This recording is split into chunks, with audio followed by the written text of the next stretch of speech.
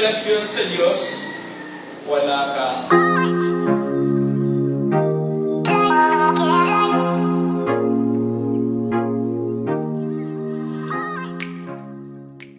Hello everyone and welcome back to my channel. This message I have is for you. Good morning, naka-live na po tayo ngayon. Nawa, napagpala kayo, ano? Ngayon po ang ating mensahe ay binigyan ko ito ng pamagat, In me, there is peace. Buksan niyo po ang inyong mga dalang Biblia, John chapter 16, 33. Sabi po dito sa pinakadulo na text, sabi niya, These things I have spoken to you, so that in me, sulat niyo po yung word na in me, si Jesus ang nagsasabi, yan po ay napakahalaga na alam natin. Sabi niya, so that in me, you may have peace. In the world, you have tribulation. Take courage or take heart, I have overcome the world. Tayo po muna ay manalangin. Minsan pa, Ama namin Diyos, nagpapasalamat kami sa iyo sa iyong salita. At sa pamagitan nito, kami ay nabubuhay at patuloy kaming matututo sa mga pag-aaral na inihahatid mo sa amin, lalo na sa mensahe ngayon. Maluwalhati ka, Ama, at ito ang aming dalangin na ang mensahe mo ay makapasok sa kaloob-looban namin. Matanim ito ng malalim, magkaroon ito ng bunga, at makita sa buhay ng bawat isa sa amin. Ang reflection ito ng image mo ay lalong maging klaro sa aming mga buhay, Panginoon. Salamat sa iyo sa pangalan ni Jesus. Amen. So sabi rito, in me, there is peace. Yun po yung pinaka-pamagat. Pero dito, ang pagkakasulat niya, in me, you may have. The word may, ibig sabihin, wala pa. Ano? Kung pwede kang magkaroon, you may have. Meaning, si Jesus Christ ay nag-aalok sa iyo ng kapayapaan galing sa Kanya. Sabi niya, in me, you may have peace. Pero malaki ang kinalaman nito na kung ikaw ay walang relasyon sa Diyos, sisiguraduhin ko sa iyo, wala kang kapayapaan kahit ikaw ay mayaman, kahit ikaw ay matagumpay, kahit ikaw ay nasa mataas na katungkulan, kahit ikaw ay aral, kung wala kang koneksyon, wala kang relasyon sa Diyos, wala kang kapayapaan. So, ang sinasabi niya rito, si Jesus mismo ang nagsabi, ayon kay Apostol Juan, sabi niya, in me, sa akin, you may have peace. Maaari kang magkaroon ng kapayapaan. Bakit niya inu-offer ito? Alam kasi ng Diyos, alam ni Jesus, sabi niya rito, in me you may have peace. Kumbaga, in essence, ang sinasabi niya, because in the world, you have tribulation. Sapagkat sa sanlibutan ay, anong tribulation? Troubles in life. Nung dumaan ang malakas na bagyo sa Bohol at sa iba pang parte ng mga kadikit na lugar niya, palagay ko naman lahat doon ay nagkaroon ng panic, takot, anxiety, pag-aalala. Kaya ito ang iniaalok na Panginoon doon sa kanyang mga alagad. Bakit? Kasi bago dumating yung pagkakataon na si Jesus ay pahihirapan, ipapako sa krus, alam niya na ang mga alagad na kasama niya, na kanyang mga tinuturuan ay magkakahiwa-hiwalay. Actually, sinabi yan ng Panginoon, you will be scattered. And therefore, I am telling you this. I have spoken, sabi niya, to you, so that in me, kung ikaw ay may relasyon sa Diyos, you are in Him, you are having that relationship with God, you have a connection with God, you may have peace. Because in this world, there is tribulation. You have tribulation. Now, bago niya sinabi ito, sabi doon sa Isaiah 9 verse 6, malinaw po na ipapanganak sa atin. So, sa Old Testament pa lang, inihayag na ang kapanganakan ng nagsasabi na, in me, you may have peace. Bakit? Sino po ba siya? Tingnan natin sa Isaiah 9 verse 6. Kukunin ko lang itong reference. Sabi rito, for a child will be born to us. Ipinanganak na ito si Jesus. A son will be given to us. Siya rin yun, si Jesus. And the government will rest on his shoulders, and his name will be called Wonderful Counselor, Eternal Father, Prince of Peace. Prinsipe ng kapayapaan. Kaya nga, mayroon siyang karapatan para sabihin niya na in me, you may have peace. Bakit? I am the Prince of Peace. Yan, 14:26, yun ang una niyang sinabi rito sa mga alagad na kasama niya bago siya ipako sa krus. Alam ng Panginoon na magkakaroon siya ng suffering bago pa mangyari, bago pa magkaroon ito ng kaganapan. At alam niya rin na because of that suffering na pagdadaanan ng Panginoon, sinisigurado na niya sa mga alagad na sila rin ay maapektuhan. Kaya ang sabi niya sa verse 27, chapter 14 ng Book of John, sabi niya, peace I live with you. The word I live with you, iiwan ko sa inyo. Bakit niya iiwan? Kasi aalis na siya. Pabalik sa Ama sa langit. Tama, nakuha natin? Just for us to understand na ang kausap niya rito ay ang mga alagad na kasama niya noon. Sabi niya, peace I live with you. At ito ang matindi. Isulat niyo po dyan, my peace. Kagaya kanina, sinulat niyo ba yung in me, you may have peace. Now, ang sinasabi niya rito, my peace I give to you. Ang aking kapayapaan. Now, he is referring to himself as the Prince of Peace. At ang sabi niya, my peace, yung kapayapaan na meron sa akin, yan ang iiwan ko sa inyo. Yan ang ibibigay ko sa inyo upang kayo, kahit nasa kalagitnaan ng kaguluhan, meron kayong kapayapaan. Amen? Nakuha natin? Now, yung peace na sinasabi rito, sabi rito, my peace na tinutukoy niya, he is referring to the peace. Yung kanyang sinasabing kapayapaan ay yung kapayapaan na in the middle of troubles, hindi siya naapektuhan. Gusto niyo ba yun? Yung kapayapaan na kahit may kaguluhan, hindi kayo apektado. Gusto niyo ba yun? That is the kind of peace that Jesus was telling His disciples. My peace, ang kapayapaan na meron ako, yung kapayapaan na hindi kayang maapektuhan ng anumang kaguluhan, ng anumang sufferings, ng anumang hirap. Yan ang sinasabi niya. His peace was hard, untroubled, and unfearful in spite of all the sufferings and conflict ahead of him. Alam niya kasi, meron siyang pagdadaanan, uhulihin siya. Actually, aakusahan siya, uhulihin siya, papako sa krus, at ahead of time. At ang sinasabi niya, a guarantee na yung kapayapaan na ibibigay niya, yung kapayapaan na iniaalok niya ngayon in our time sa ating kapanahonan, the same peace that was offered, that was given by Jesus to His disciples. Yun pa rin yun. Okay, so tuloy natin, yung binabasa natin, 14:27 ng Book of John. Peace I live with you.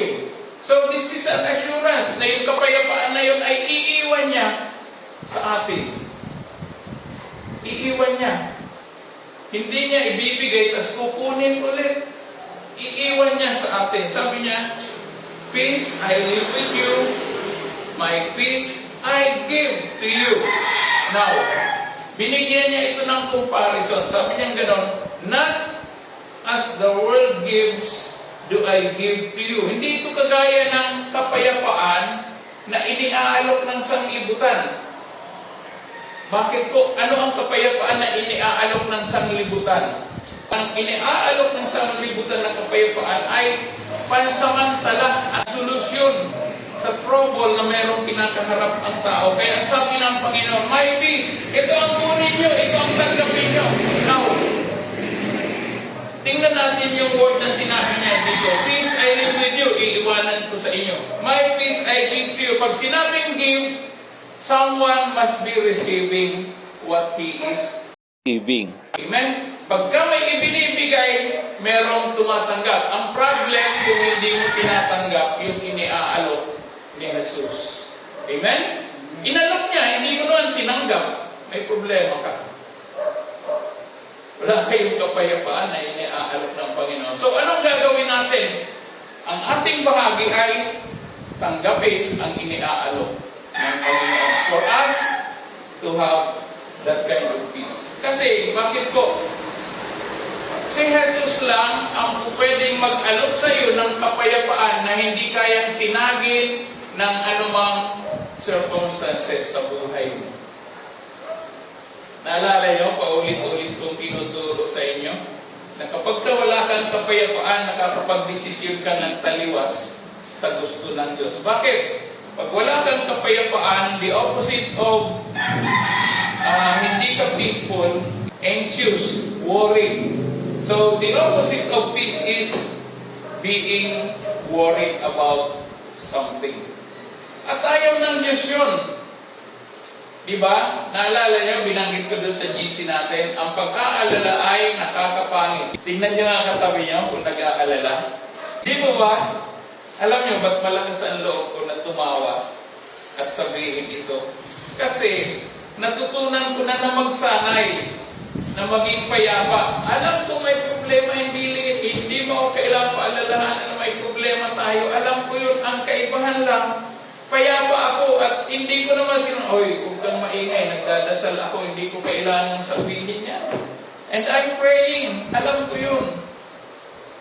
Pero ang pinakamaganda, in spite of nasa kalagitnaan ka ng kaguluhan, na ba tayo o nangangamba pa rin, nag-aalala pa rin, are we still worrying? Kaya sabi ng Panginoon doon sa ating text ko, sabi doon, in me you may have peace. Kaya doon sa title sabi ko, in Him or in me, there is peace. Ang aking sinasabi rito ay inihahayag ko, ipinaparating ko ang mensahe ni Jesus mismo sa mga alagad at sa ating lahat na sa Kanya ay meron tayong kapayapaan. Marami akong nabasa ng mga kwento na totoong kwento ng buhay, mga true-to-life stories. Mayayaman pero bakit nagpapatiwakal? Bakit nagsusuicide? Mayayaman naman, matagumpay sa buhay. Marami na sila sa listahan at patuloy na nadadagdagan. Bakit? They are worried. Walang kapayapaan sa buhay nila. And Jesus, up to now, speaking the same thing, offering the same thing, the same peace, na meron siya, yun pa rin. Kaya nga, pag binasa natin ang salita ng Diyos, this is really the good news of all time.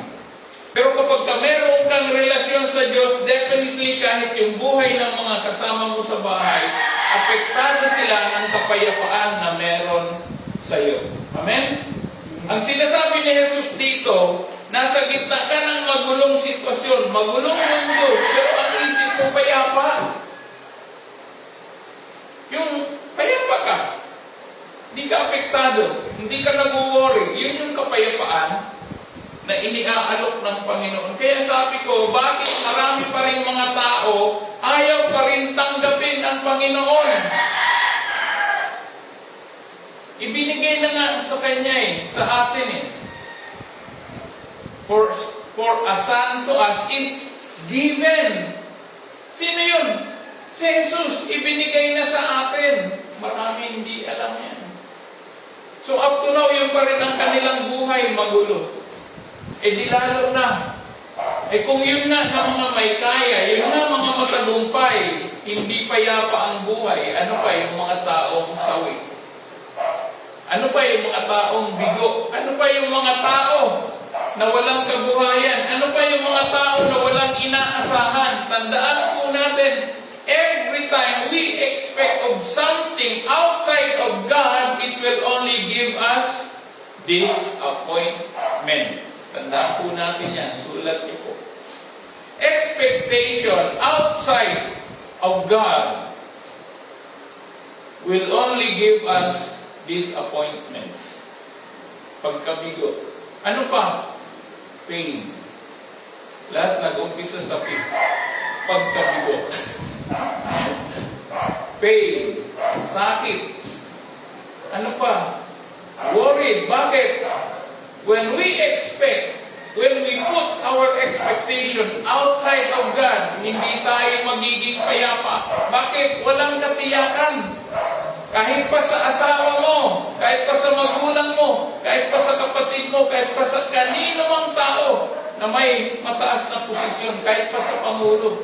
Kung aasa kayo at doon nyo ilalagay ang inyong pag-asa, you will always end up in failure and disappointment. You will be disappointed.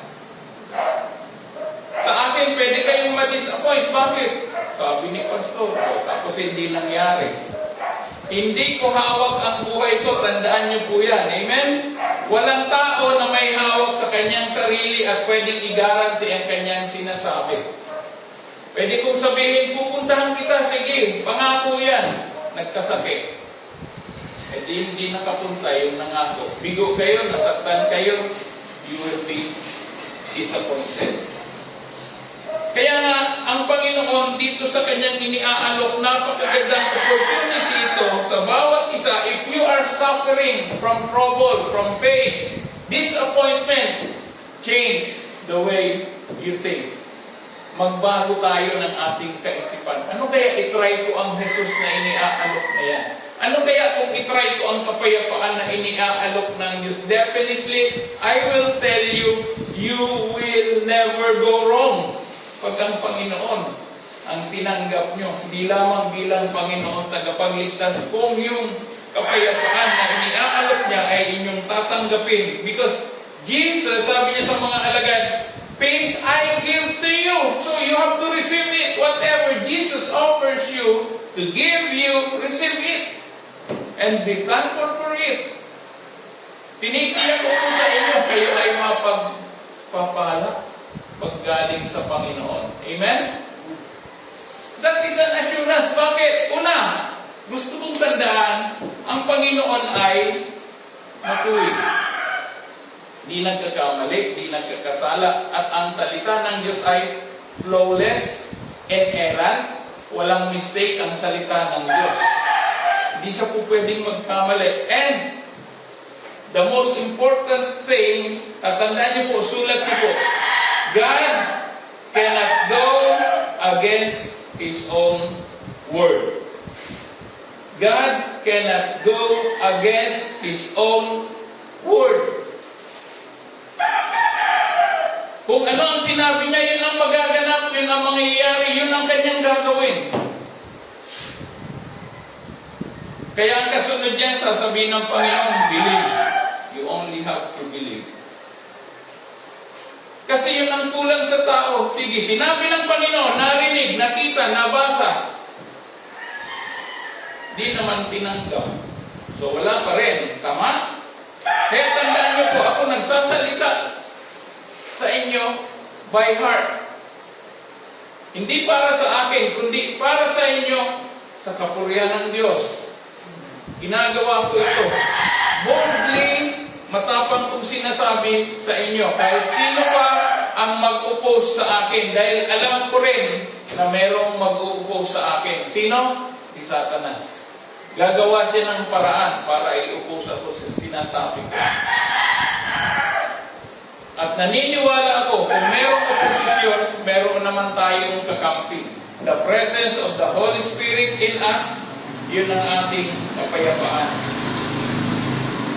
Kauna-unahan, bago ito sinabi ng Panginoon, sa chapter 16, verse 33, sinabi niya muna sa chapter 14, verse 16 ng book of John. Sabi niya, hindi ko kayo iiwang mag-isa. Ano ibig sabihin nun? Alam ng Diyos, His disciples will suffer the same thing after Him. Lahat ng mga sumusunod sa Panginoon, meron kayong pagdadaanan, pagtitiisan nyo dahil kayo ay mga anak ng Diyos. Halimbawa, may mga taong nagalit sa inyo, minumura na kayo, dinuduro pa kayo. Ano gagawin nyo? Kung ang presensya ng Panginoon ay nasa inyo, kung ang presensya ng banal na Espiritu ay nasa inyo, kahit anong sabihin ng tao, baliwala sa iyo. Bakit? Payapa ka dahil nasa iyo ang Prince of Peace. Amen? Dahil may relasyon ka sa Diyos, and the peace of God that He offers to you, tinanggap mo, nasa sa iyo, then hindi ka tatablan. Ang tawag diyan ay unshakable. Dapat ganoon ang lahat ng anak ng Diyos. You should be unshakable. Dapat ganoon kayo unstoppable. Hindi kayo kayang tinagin ng anumang bagay na pinagdadaanan nyo, ng anumang sitwasyon na meron kayo, kahit kayo pa ay napapalibutan na hindi magandang lalagayan. Napakarami po ng pangako ng Diyos sa Biblia. Pag binasa nyo ang the whole chapter of Psalms, chapter 91, ang ganda ng mga nakasulat ko. Basahin niyo po, kaya I encourage you magbasa palagi ng Biblia. Dahil mismo ang Panginoon ang nagsabi. Kasi yung sinabi niya na sa John 14 verse 26, sabi niya ganon, the Holy Spirit, yung Holy Spirit na iiwan ko sa inyo, sabi niya ganon, He will teach you of all the things I have spoken unto you. Now, hindi naman natin nakakausap ng mukhaan ang Panginoon. But the Lord speaks to us through His own word, through the Bible, through the written word. So kung siya man ay nagsasalita sa pamagitan ng Biblia, then the same thing na sinabi niya, and He will put to you in remembrance kung ano ang sinabi ng Panginoon sa iyo at sa akin. Amen?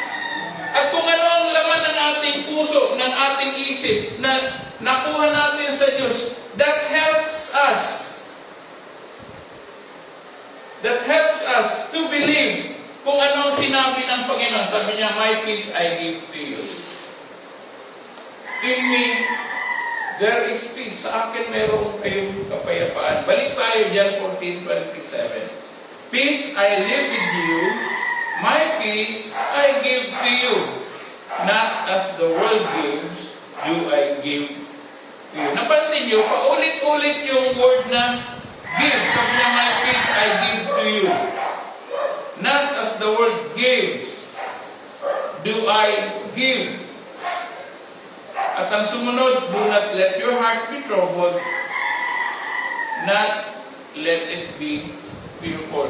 Ang tendency kasi ng mga tao, kahit sa panahon ni Kristo, kasama niyang mga alagad, ay ang tendency ay matakot sila. Kaya dito sa John chapter 14 pa lang sinasabi niya, pinapaalam na niya yung kanyang departure dito sa lupa dahil babalik na siya once na-accomplish na niya ang kanyang mission sa lupa. In-anticipate na yun ng Panginoon. Alam niya ang mararamdaman ng mga alagad niya. Feeling nila, mag-isa lang sila. Feeling nila, paano kami kung wala ka, Panginoon? So sabi ng Panginoon, John 14:26, I will ask the Father. Ako mismo ang hihingi sa Diyos Ama. Then sabi niya, and He will give you another helper. Sanay kasi yung mga alagad kasama ang Panginoon for 3.5 years. At pagkatapos iiwanan sila ng Panginoon. Now, in-anticipate na ng Panginoon. Alam niya na yung kanyang mga alagad mag-worry. Paano na ito pag wala na ang Panginoon? So sabi niya, in anticipation, sabi niya, I will ask the Father. Si Jesus ang nagsalita, therefore ang kanyang sinabi, totoo, mangyayari, magaganap. Gagawin niya, i-execute niya yun. Sinabi niyang salita. Bakit? Si Jesus mismo ang kanyang salitaan. He cannot go against His own word. He will always protect His own reputation. Sulat niyo po. God will always protect His own reputation. Ganyan ang Diyos na meron kayo at meron ako. Amen? Hallelujah! Kung ganyan ang Diyos ng lahat ng mga tao, yung Diyos na kayang panindigan ang sinabi, huwag na tayong maghanap ng ibang Diyos. So alam na alam ng Diyos laman ng puso mo, alam na alam ng Diyos ang kailangan mo, at kung ikaw ay payapa dahil may relasyon ka kay Kristo, ito yung bunga nun. So Jesus was offering the same peace na meron siya, yun ang iniaalok niya, in me you may have peace, and I am giving you, sabi niya sa mga alagad, my peace I give to you.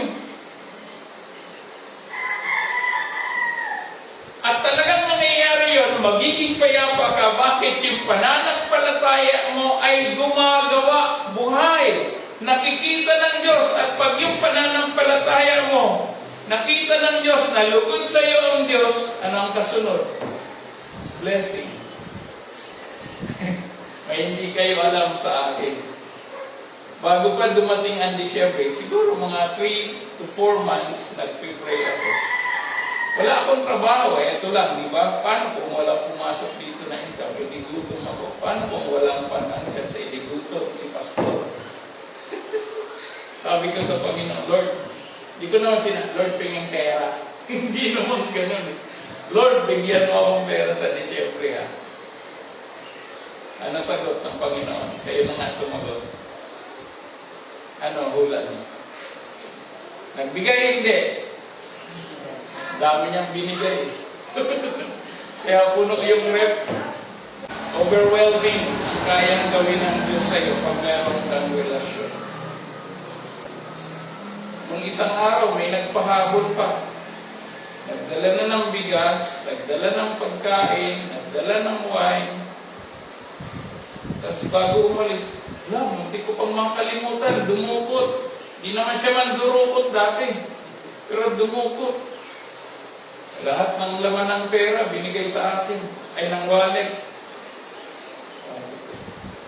Tapos naalala ko, nung nasa bahay na, humingi nga pala ako sa Diyos.